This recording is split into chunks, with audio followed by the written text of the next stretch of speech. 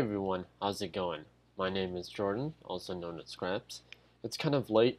I do apologize. It's mainly because I've been just napping and not really realizing what time it was, so that's that. Anyways, I wanted to show you how to create this type of very stabby type of mid-range synth. What we're going to be discussing is a little bit of the compression, auto makeup compressor, and boosting it with the EQ, and then taking off some frequencies and just throwing the distortion all the way to the wind and going full-blown max. This patch isn't hard to create, it's just kind of a mid-range synth for all your electronic needs in terms of dance. So I'm going to play this demo for you guys, and I hope you like it. Here we go.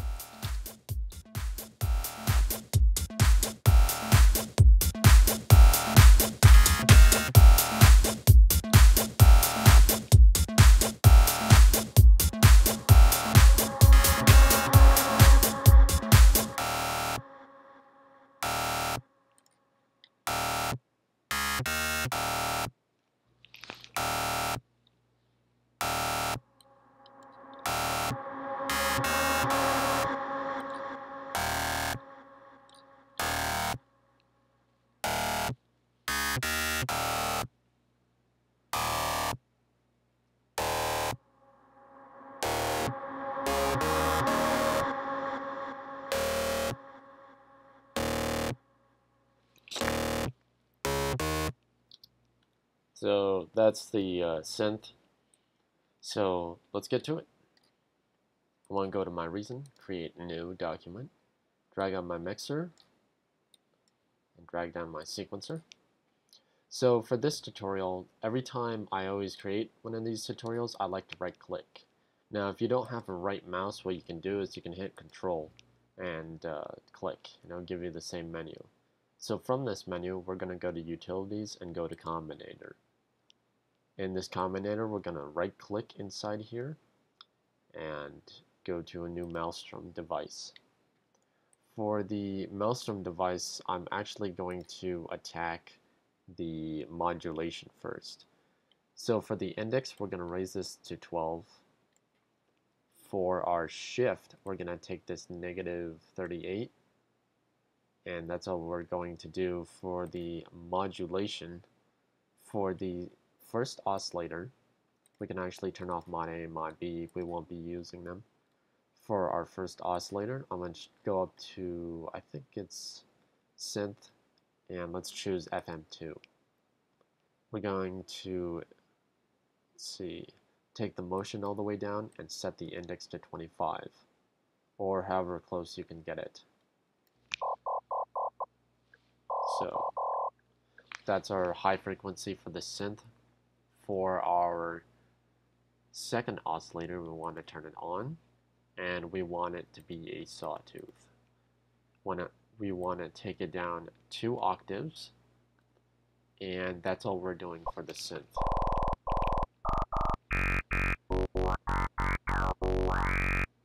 So we're in the right ballpark.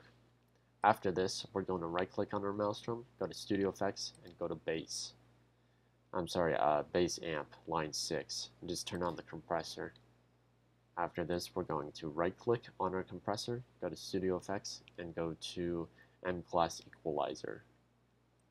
For the M-Class Equalizer, we want to turn on Low Cut, Parameter 1, Parameter 2, and High Shelf.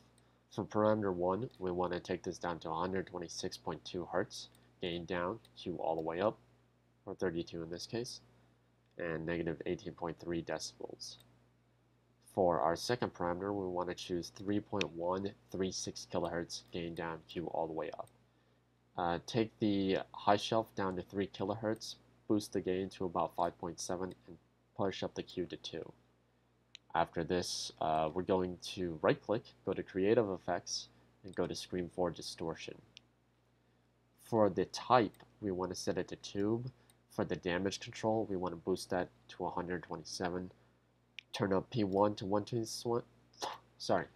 Turn P1 to 127 and P2 to 127. We're not going to mess with the body, we don't really need it. So let's see where we are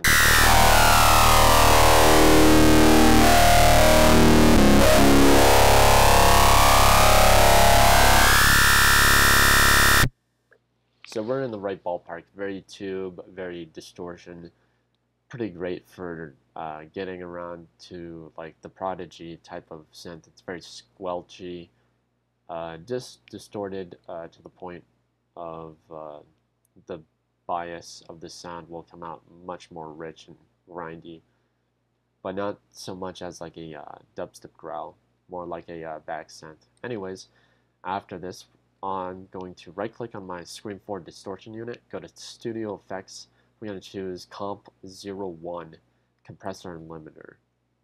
Now for the attack and the ratio, we're going to boost the ratio to 80, we're going to push up the threshold to 66, the attack to 0, and the release to 74. What this allows us to do is not go past a certain point, so that way it squashes the bass every time it hits. So after this, I'm going to right click on my Comp 1, go to Studio Effects, and choose 2-band parametric EQ. For our first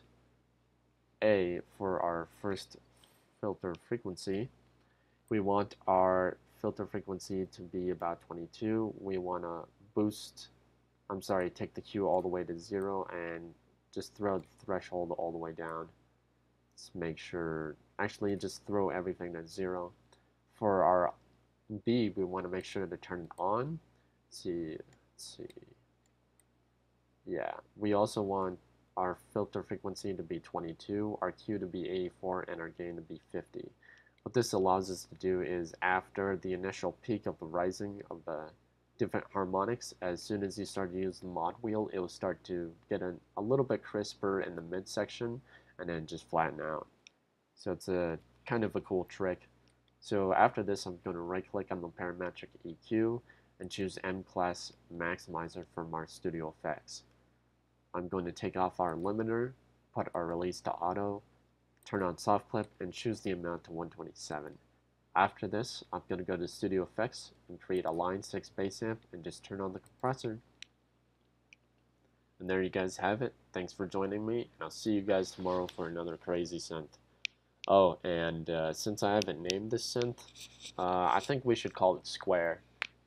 Square is kind of a unique tone, and I recently started making more and more patches and started to organize it with the patch bank.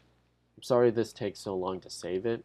It's just my computer has been running really slow, and that's because one of the library core extensions inside my computer has been modified, and so it can't be repaired.